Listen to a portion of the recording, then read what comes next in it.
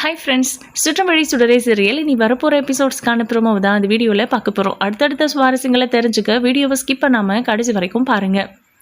அபியை பொறுத்த வரைக்கும் சுடரை பற்றின எந்த விஷயமும் நம்ம கர்ணாவுக்கு தெரிஞ்சிடக்கூடாது அப்படின்னு நினச்சிட்டு இருந்தாங்க. ஆல்ரெடி கர்ணா கூடவும் கர்ணாவோட ஃபேமிலி கூடவும் சுடர் பேசி பழகிக்கிட்டு இருக்காங்க அப்படிங்கிற விஷயம் தெரிஞ்சதுமே அவங்க ரொம்ப ரொம்ப கோவப்பட்டாங்க. அதுக்கப்புறம் வருத்தப்பட்டாங்க. இப்போ பயப்படுறாங்க. ஒருவேளை அபியோட குழந்தை தான் சுடர் அப்படிங்கிற விஷயம் தெரிஞ்சதுன்னா கர்ணா அந்த குழந்தைய கூட யோசிக்க மாட்டான், என்னனாலும் பண்ணிடுவான் அப்படிங்கிற பயம். அதே மாதிரி தான் நம்ம வெற்றியுமே இதை பற்றி கர்ணா கிட்ட சொல்லாமல் மெயின்டைன் பண்ணிட்டு இருக்காங்க. அபியை சம்மந்தப்பட்ட எந்த ஒரு விஷயத்தையும் அது தன்னோட குழந்தைங்கிறதுக்காக மட்டும் இல்ல, அபி பண்ணன தப்புக்கு அவங்க ஃபேமிலி மெம்பர்ஸ் என்ன பண்ணுவாங்க, அவங்க அண்ணனோ இல்ல அண்ணனோட ஃபேமிலியோ என்ன தப்பு பண்ணாங்க, அபியால அவங்களும் தானே நம்பிக்கை துரோகத்தை அனுபவிச்சிருக்காங்க. ஸோ அவங்களுக்கு எந்த ஒரு கஷ்டமும் வந்துடக்கூடாது கர்ணாவால அப்படின்னு தான் வெற்றி நினைச்சாரு. அதனாலதான் இப்ப வரைக்கும் நம்ம சண்முகம் ஃபேமிலி பத்தி சொல்லாம இருக்காரு. அதே மாதிரி தான் சுடர் விஷயத்துலயும் தெரிஞ்சா ஏதாவது பேசுவானோ இல்ல சண்டை போடுவானோ கர்ணா அப்படின்னு அவர் பயப்படுறாரு. பட் கர்ணாவோட மெயின் ஃபோக்கஸ் அப்படின்னு பார்த்தா ஸ்வேதா தான். ஸ்வேதாவை கல்யாணம் பண்ணுறதை தவிர வேற எதுவுமே அவருக்கு பெரிய ஒரு விஷயமா தெரியவே தெரியாது. அபி இந்த விஷயத்த கெடுத்துருவாங்களோ இல்லை ஏதாவது ஒரு உண்மையை வெற்றிக்கிட்டேயோ மற்றவங்க கிட்டேயோ சொல்லி அதனால நம்மளோட கல்யாணம் நின்று போயிடுமோ, ஸ்வேதா இப்போ கல்யாணத்துக்கு ஒத்துக்கிட்டதே பெரிய விஷயம் அப்படின்னு நினைக்கிற அவருக்கு பயம் இருக்க தானே செய்யும். ஒருவேளை அபி சம்மந்தப்பட்ட விஷயம் பார்வதி கொலை வழக்கில் ஏதாவது திருப்பங்கள் வெளியே வந்துச்சு அப்படின்னா கண்டிப்பாக ஸ்வேதாலாம் கல்யாணத்துக்கு ஒத்துக்க மாட்டாங்க. கர்ணாவை அவங்களே கொலை பண்ணுறது கூட தயங்க மாட்டாங்க. இத்தனை நாள் கூடவே இருந்து எவ்வளோ பெரிய துரோகத்தை பண்ணிட்டு இருந்திருக்காங்க அப்படிங்கிறதெல்லாம் ஸ்வேதா கண்டிப்பாக உணர்வாங்க. இதுக்கு மேலே இவரை நம்பவே கூடாது, இவர் பண்ணின தப்புக்கு தண்டனை அனுபவிக்கணும்னு சொல்லி அது மகேஷை அவங்களே டேக் கேர் பண்ணிக்கிட்டு கர்ணாவை ஜெயிலுக்கு அனுப்புறது தயங்கவே மாட்டாங்க. இது எல்லாமே கர்ணாவுக்கு தெரியும். இருந்தாலும் அப்படியே வெளிவேஷம் போட்டு சுத்திட்டு இருக்காரு. இப்ப வரைக்கும் அவர் யாருக்குமே உண்மையா இல்லை அப்படின்னு தான் சொல்லணும். அப்படி ஒரு வாழ்க்கை தான் அவர் வாழ்ந்துட்டு இருக்காரு. அபி இப்போ பரோலில் வர 6 மாதம் வந்திருக்காங்க. அதுவே கர்ணாவுக்கு தெரியாது. ஒருவேளை அந்த 6 மாதத்தில் உண்மையை கண்டுபிடிச்சிட்டா என்ன பண்ணுறதுன்னு சொல்லி இதுக்கு முன்னே கடத்தின மாதிரி மறுபடியும் அவங்கள கடத்துறதுக்கு இன்னும் நிறைய பிளான்லாம் அவர் வச்சு தான் இருப்பார். ஏன்னா அபி எந்த காரணத்தை கொண்டு உண்மையை எங்கேயுமே சொல்லிடக்கூடாது, அவள் எந்த தப்பும் பண்ணலன்னு ப்ரூவ் பண்ணிடக்கூடாதுங்கிறதுல அவர் ரொம்ப ரொம்ப கான்சியஸாக இருக்கார். இப்போது சுடரை எதர்ச்சியாக ரோட்டில் பார்த்தாங்க மகேஷ். இங்கே பாருங்கள் சுடர் நடந்து போயிட்டுருக்கா அப்படின்னு காரை நிறுத்த சொல்கிறாங்க. நிறுத்திட்டு சுடர் கூட பேசும்போது என்ன சுடர் நடந்து போயிட்டுருக்க அப்படின்னு மகேஷ் கேட்குறாரு. ஆமாம், நான் நடந்து தானே போகணும், இங்கே பக்கம் தான் எங்கள் வீடு அப்படின்னு சொல்கிறாங்க. ஆமாப்பா, இங்கே தான் இதுதான் சுடரோட வீட்டு ஏரியா அப்படின்னு சொல்கிறாங்க. சரி ஓகே அப்படின்றாங்க. சரி வா, நான் வேணா காரில் ட்ராப் பண்ணுறேன் அப்படின்னு மகேஷ் கூப்பிடுறாரு. அவன் ஏதாவது வேலையாக போயிட்டுருப்பா, நமக்கும் முக்கியமான வேலை இருக்குல்ல மகேஷ் அப்படின்றாரு நம்ம வெற்றி. ஏன் கேப்டன் இப்படி பேசுகிறாரு அப்படின்னு யோசிக்கிறாங்க உள்ளுக்குள்ளே. அதுக்கப்புறம் சரி நான் உங்கள் வீட்டுக்கு வரலாமா அப்படின்னு கேட்குறாங்க மகேஷ். தாராளமாக வாங்கலேன் அப்படின்னு சுடர் கூப்பிடுறாங்க. இறங்கி எல்லாருமே சுடர்கிட்ட நல்லா பேசுகிறாங்க. நீ ஏன் தனியாக நடந்து போயிட்டு இருக்க, எங்கே போயிட்டு வர அப்படின்னு வெற்றி கேட்குறாரு. கடைக்கு போயிட்டு வரேன் கேப்டன் அப்படின்னு. சரி ஓகே பத்திரமா போ அப்படின்னு வெற்றி சொல்கிறாரு.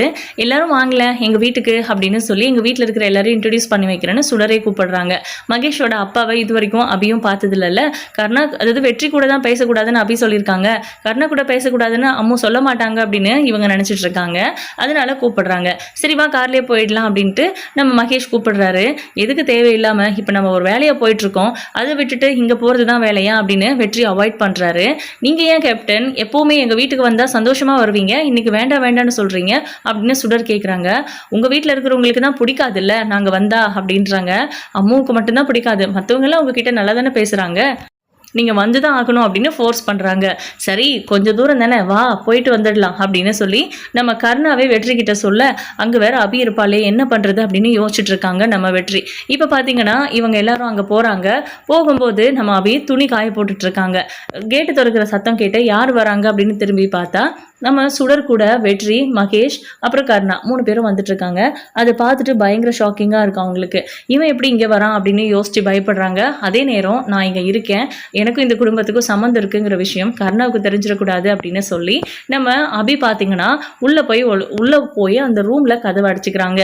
இங்கே நம்ம வெற்றி பார்த்தீங்கன்னா உள்ளே போகும்போதே அபி இங்கே தான் எங்கேயாவது இருக்கணும், அவளுக்கு சிக்னல் கொடுக்கணும் அப்படிங்கிற மாதிரி நினச்சிட்டு போகிறாரு. ஆனால் அங்கே அபி எங்கேயுமே காணும். நல்ல வேலை வீட்டில் இல்லை போல இருக்கு அப்படின்னு யோசிச்சுட்டு இவங்க தைரியமாக உள்ளே போகிறாங்க. உள்ளே போனதுக்கப்புறம் நம்ம சரளை பார்த்துட்டு அடடா இவங்களா அப்படிங்கிற மாதிரி பயங்கர ஆச்சரியப்படுறாங்க. வராதவங்க வீட்டுக்கு வந்திருக்கீங்க, வாங்க வாங்க அப்படின்னு கூட்டிகிட்டு போய் அவங்கள மரியாதையாக உட்கார வைக்கிறாங்க. அதுக்கப்புறம் என்ன சாப்பிட்றீங்க, கூல்ட்ரிங்க்ஸ் ஐட்டம் ஏதாவது வாங்கிட்டு வரவா இல்லை டீ காஃபி ஏதாவது ஓகேவா அப்படின்னு, வீட்டில் என்ன இருக்கோ அதை கொடுங்க ஒன்றும் பிரச்சனை இல்லை அப்படின்னு வெற்றி சொல்கிறாரு. இப்போ சுடர்கிட்ட மகேஷ் கேட்குறாரு, உன் அம்மு ஃப்ரெண்ட் எங்கே போயிட்டாங்க அப்படின்னு சொல்லி. சுடர் வந்து தேடுறாங்க அபியை. அந்த வீடு ஃபுல்லாக தேடிட்டாங்க, எங்கேயுமே காணோம். வெளியே எங்கேயாவது இருப்பாங்க அப்படின்னு போய் பார்த்தா காணோம். அப்போ சுடர் வந்து தேடிட்டு இருக்காங்க. என்ன தேடிட்டு இருக்க சுடர் அப்படின்னு நம்ம சரளா கேட்குறாங்க. அம்முவை தான் தேடுறேன் அத்தை அப்படின்னு சொல்கிறாங்க. உன் அம்முவா? அங்கே வெளியே துணி காய போட்டுட்டு இருந்தா பாரு அப்படின்னு சொல்கிறாங்க. இப்போ சுடர் அங்கெல்லாம் போய் பார்த்துட்டாங்க, மொட்டை மாடியில் போய் பார்த்துட்டாங்க, எங்கேயுமே காணோம். அம்முவை காணோம் அத்தை அப்படின்னு சொல்கிறாங்க. இங்கே தான் எங்கேயாவது இருப்பா, வருவா, நீ வா அப்படின்னு சொல்லி கூப்பிட்டு அங்கே உட்கார வைக்கிறாங்க. அதுக்கப்புறம் இல்லையே, எங்கேயும் போக மாட்டாங்களே, அவங்களுக்கு தான் உடம்பு சரியில்லையே அப்படின்னு யோசிச்சுட்டு நம்ம சுடர் போய் கதவை தட்டுறாங்க. அந்த ரூம் அடைஞ்சிருக்கு அதனால. ஆனால் உள்ளதான் நம்ம அபி இருக்காங்க, பயமா இருக்கு அவங்களுக்கு. அதனால சுடர் வந்து கதவை தட்டிகிட்டே இருக்காங்க அவங்கள வெளியே கூப்பிட்டுட்டு வர்றதுக்காக, கர்ணா கிட்ட இன்ட்ரடியூஸ் பண்ணணும் அப்படிங்கிறதுக்காகவும். அதே நேரம் நம்ம வெற்றி வந்து இந்த இடத்துல டைவர்ட் பண்றாரு சுடரை. சுடர் வந்து கர்ணாவோட உண்மையான முகம் என்னன்னு தெரியாம அபியும் கர்ணாவும் மீட் பண்ணட்டும் அப்படின்னு நினச்சிட்டு இருக்காங்க. ஆனால் நம்ம வெற்றிக்கு தெரியும்ல, அதனால சுடர் இங்கே வாமா அப்படின்னு கூப்பிடுறாங்க. சொல்லுங்கள் கேப்டன் அப்படின்ட்டு. அவங்க எங்கேயாவது வெளியில் போயிருப்பாங்க, இல்லை ரெஸ்ட் எடுத்துகிட்டு இருப்பாங்க. உடம்பு சரியில்லைன்னு வேற சொன்னேன்ல, வீடு பார்த்துக்கலாம் அப்படின்னு. உடம்பு சரியில்லையா, என்னாச்சு அப்படின்னு கேட்குறாரு கர்ணா. அதுவா அப்படின்னு சொல்ல வராங்க. இல்லை நம்ம கிளம்பலாமா அப்படின்றாரு வெற்றி. ஒரு நிமிஷம் இரு வெற்றி அப்படின்னு கேட்டுட்டு சொல்லிட்டு, என்னாச்சு அம்மாவுக்கு அப்படின்னு கேட்குறாங்க. அவங்களுக்கு ஜெயிலில் இருக்கும்போது குண்டடி பட்டுருச்சு அப்படின்னு அப்படி ஓப்பனாக திடீர்னு ஞாபகம் இல்லாமல் சொல்லிடுறாங்க. ஏன்னா ஏற்கனவே வெற்றிக்கு தெரியும்ல, அதனால கர்ணா அங்கிளுக்கும் தெரிஞ்சிருக்கும் அப்படிங்கிற நினைப்பில் சொல்லிடுறாங்க. எனது ஜெயிலியா அப்படின்னு ஷாக் ஆகி கேட்குறாரு. கர்ணா விடு, அது எதுக்கு கேட்டுக்கிட்டு அப்படின்றாங்க. ஆமாம், அவங்க ஜெயிலேருந்து வந்தவங்க தானே, அவங்களுக்கு அவார்ட் ஃபங்க்ஷன் நடந்தப்போ அவங்கள துப்பாக்கியால் சுட்டுட்டாங்க அப்படின்னு சொல்கிறாங்க. இப்போ வந்து கர்ணாவுக்கு ஞாபகம் வந்துடுச்சு, யார் அது எதுக்கு நடந்துச்சு அப்படிங்கிறதும். அபிய துப்பாக்கியால சுடுறதுக்கு அனுப்புனதே அவர் தானே, அதனால.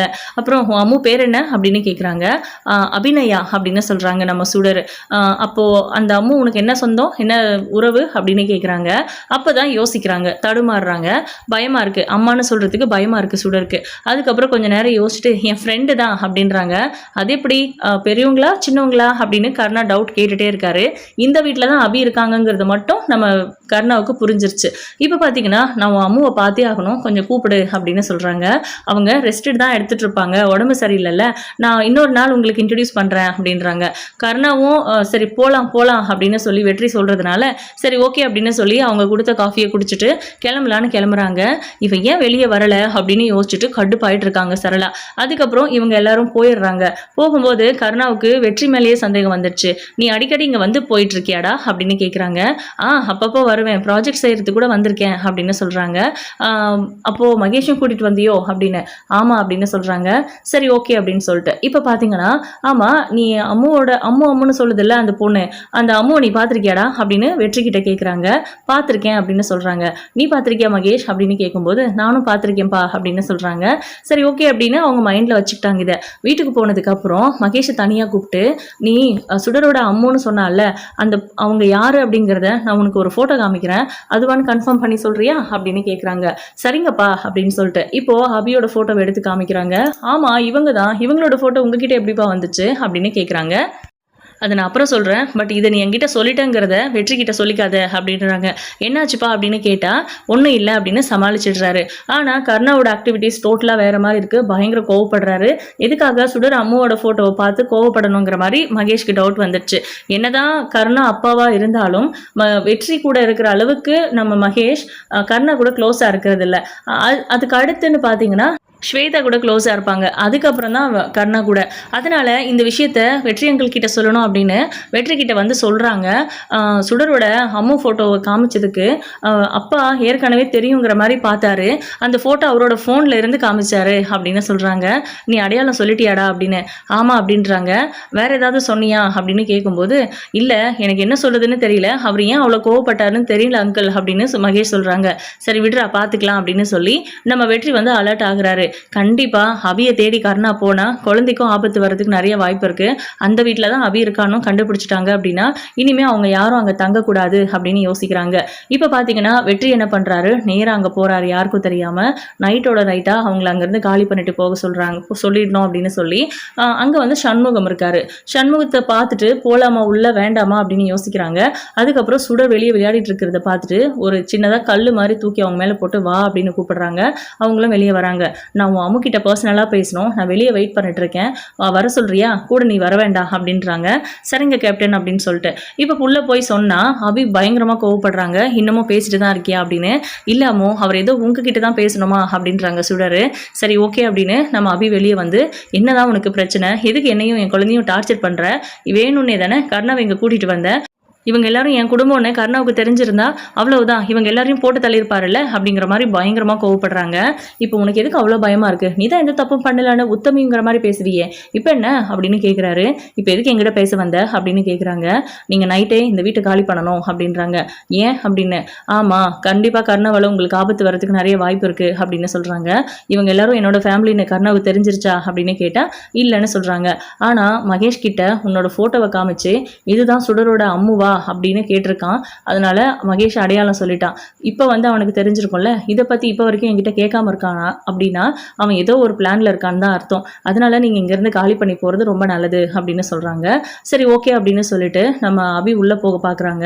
ஒரு நிமிஷம் அப்படின்னு கூப்பிட்டு, போகிறதுக்கு முன்னாடி நீ எந்த தப்பும் பண்ணலைன்னு ப்ரூவ் பண்ணுற அந்த பாதையில் போயிட்டு இருக்கேல்ல, அந்த இடத்துல சுடருக்கு என்ன வேலை இருக்குது, பேசாம சுடரை என்கிட்ட ஒப்படைச்சிடு அப்படின்றாங்க. சுடரை உன்கிட்ட ஒப்படைக்கணுமா, நான் ஏன் உன்கிட்ட ஒப்படைக்கணும், அவங்க அப்பா அம்மா கூடவே இருந்துக்கிட்டோம் அப்படின்னு.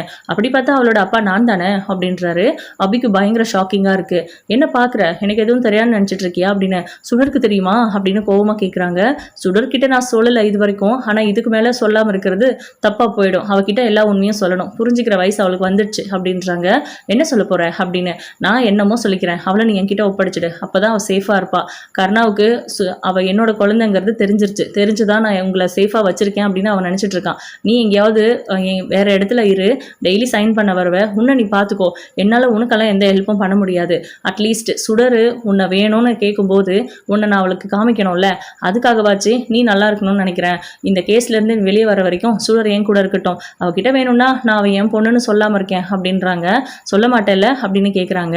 கர்ணாவுக்கே நேரம் தெரிஞ்சிருக்கும், ஒருவேளை கர்ணாவுக்கு தெரியாமல் இருந்தால் நான் சொல்ல மாட்டேன், தெரிஞ்சிருந்துச்சுன்னா ஆமான்னு தைரியமாக சொல்லிட்டு அவன் கண் முன்னாடியே என் பிள்ளைய நான் வளர்ப்பேன் அப்படின்றாங்க. அதெல்லாம் ஒன்றும் தேவையில்லை, அவளும் உன்ன மாதிரி ரவுடி ஆகிறதுக்கா அப்படின்றாங்க. நான் ஒன்றும் ரவுடி இல்லை, உனக்கே தெரியும், தேவையில்லாமல் என்ன சந்தேகப்படாத, நீ தப்பு பண்ணேன்னு நான் சொல்கிறேன், கண்ணாலும் பார்த்துருக்கேன், அது எல்லாமே தப்பு, நான் நினைக்கிறது எல்லாமே தப்பு, நீ சொல்கிறதெல்லாம் உண்மை, நீ வந்து ப்ரூவ் பண்ணுற அப்படின்னா அப்போ வந்து பார்த்துக்கலாம் என்ன பண்ணுறதுன்னு. இப்போ தயவு செஞ்சு சுடரை என்கிட்ட ஒப்படைச்சிட்டு அந்த வீட்டை காலி பண்ணிவிடு, அந்த குடும்பத்துக்கும் உனக்கும் எந்த சம்மந்தமும் இல்லைங்கிற மாதிரி ஏதாவது சொல்லி நான் சமாளிச்சுக்கிறேன் அப்படின்றாங்க. சரி ஓகே அப்படின்னு சொல்லிட்டு அபி சொல்கிறாங்க. நீ ஒத்துக்க மாட்டேன்னு நினச்சேன் அப்படின்றாங்க. இல்லை, என் குழந்தை உங்ககிட்ட தான் சேஃபாக இருக்கும், கண்டிப்பாக உனக்கும் அந்த குழந்தை மேலே அக்கறை இருக்குங்கிறத என்னால் நம்ப முடியுது. ஆனால் அவகிட்ட நீ யார்கிட்ட வேணால் வெளியில் சொல்லிக்கோ, ஆனால் நீ தான் அவளோட அப்பான்னு மட்டும் அவகிட்ட சொல்லிடாத, அவள் உன்னை வெறுத்துருவா அப்படின்னு சொல்கிறாங்க. சரி எனக்கும் தெரியும் அவள் என்னை வெறுத்துருவான்னு அப்படின்னு சொல்கிறாங்க. இப்போ பார்த்தீங்கன்னா சுடரோட திங்ஸ் எல்லாம் எடுத்து பேக் பண்ணிவிட்டு இனிமேல் நீ கேப்டனோட வீட்டில் இருக்கணும் அப்படின்னு அபி சொல்கிறாங்க. என்னாச்சு அப்படின்னு. நீ போ, நான் அப்புறமா சொல்கிறேன், எதுவாக இருந்தாலும் ஃபோன் பண்ணுறேன் அப்படின்னு சொல்லி அனுப்பி விட்டுடுறாங்க. இங்கே சண்முகத்துக்கிட்ட நான் இனிமேல் இங்கே இருக்க முடியாதுன்னா என்னோட எதிரிகளுக்கு நான் இங்கே இருக்கேன்னு தெரிஞ்சிருச்சு, அதனால் என்னால் இந்த குடும்பத்தில் இருக்கிறவங்களுக்கு ஆபத்து வந்துருங்கிறதுனால நான் இங்கேருந்து கிளம்புறேன், சுடர் அவளோட அப்பா கூட இருக்கா அப்படின்றாங்க. நிஜமா அவள் சொல்கிற அப்படின்னு சண்முகம் கோவப்படுறாரு. ஆமாம், ஆனால் அவன் தான் அவளோட அப்பாங்கிறத மட்டும் சொல்லாமல் இருக்க சொல்லியிருக்கேன், இது எங்கே போய் முடியும்னு தெரியலன்னு, ஏதாவது உங்களோட ஹெல்ப் எனக்கு தேவைப்பட்டுச்சுன்னா நான் கூப்பிடுறேன், இல்லைனா நான் நேரில் பார்த்து பேசுகிறேன், இப்போதைக்கு உங்களுக்கும் எனக்கும் எந்த சம்மந்தமும் இல்லைன்னு நினைக்கிறது தான் நம்ம எல்லாருக்கும் சேஃப் அப்படின்னு சொல்லி அபி அங்கேருந்து கிளம்புறாங்க.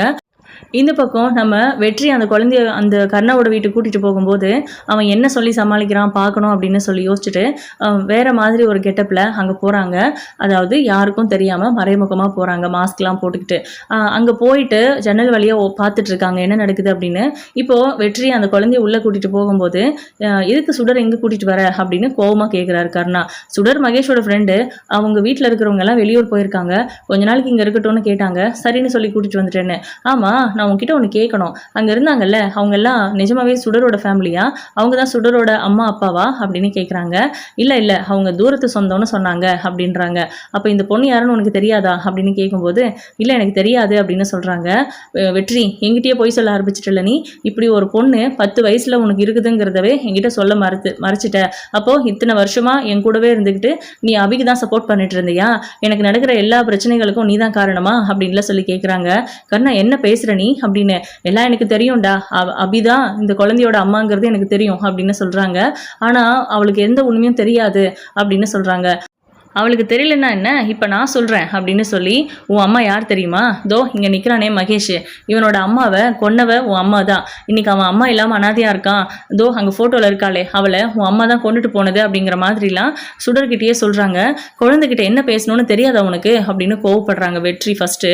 அதுக்கப்புறம் கருணா கோவப்படுறாரு. 2 பேருக்கும் சண்டையே வந்துடுது. என்ன இதெல்லாம் நல்லாவா இருக்குது, எதுக்காக அவளுக்காக அந்த குழந்தைக்காக நீ இங்கே வந்து சண்டை போட்டுட்ருக்க அப்படின்னு கேட்குறாங்க. ஏன்னா இது ஏன் குழந்தை அப்படின்னு வெற்றி சொல்கிறாரு. ஸ்வேதா அப்படி கேட்கும்போது வேற என்ன சொல்கிறதுன்னு தெரியாமல் வெற்றி உளறிடுறாரு. இதை வந்து தூரத்துலேருந்து பார்த்துட்டு நம்ம அபி பயங்கர ஷாக் ஆகுறாங்க, ரொம்ப எமோஷ்னலாக ஆகுறாங்க. இப்போ வெற்றி சொல்கிறாரு, கருணா நான் இந்த வீட்டில் இருக்கணும்னு நீ நினச்சேன்னா இந்த குழந்தை என் கூட தான் இருக்கும். அபி எந்த தப்பும் பண்ணலன்னு ப்ரூவ் பண்ணுறேன்னு சொல்லியிருக்கா. அவள் ப்ரூவ் பண்ணட்டும், எனக்குமே அவள் தப்பு பண்ணியிருக்க மாட்டாளோன்னு தான் தோணுது. அவளே கண்டுபிடிக்கட்டும், அவளுக்கு நான் எந்த ஹெல்ப்பும் பண்ண மாட்டேன், உனக்கு வாக்கு கொடுக்குறேன். ஆனால் அவள் தப்பு பண்ணலை அப்படின்னு தெரிஞ்சா அது அந்த கொலையை யார் பண்ணதுங்கிறத நான் தான் கண்டுபிடிப்பேன் அப்படின்னும் சொல்கிறாங்க. இதை கேட்டு கருணாவுக்கு பயங்கர ஷாக்கிங்காக இருக்குது. இனி வெற்றி சுடர் 2 பேரும் அந்த வீட்டில் தான் இருக்க போகிறாங்க. வெற்றி தான் தன்னோட அப்பா அப்படிங்கிறது வேற சுடருக்கு தெரிஞ்சிருச்சு. இனி சுடர் என்ன ஆக்ஷன் எடுக்க போகிறாங்க இதுக்கு அப்படிங்கிறதெல்லாம் வெயிட் பண்ணி பார்க்கலாம். உங்களோட கருத்துக்களை கமெண்ட் பாக்ஸில் மறக்காமல் சொல்லுங்கள். இந்த வீடியோ உங்களுக்கு பிடிச்சிருந்தது அப்படின்னா லைக் பண்ணுங்கள், ஷேர் பண்ணுங்கள். தேங்க்யூ.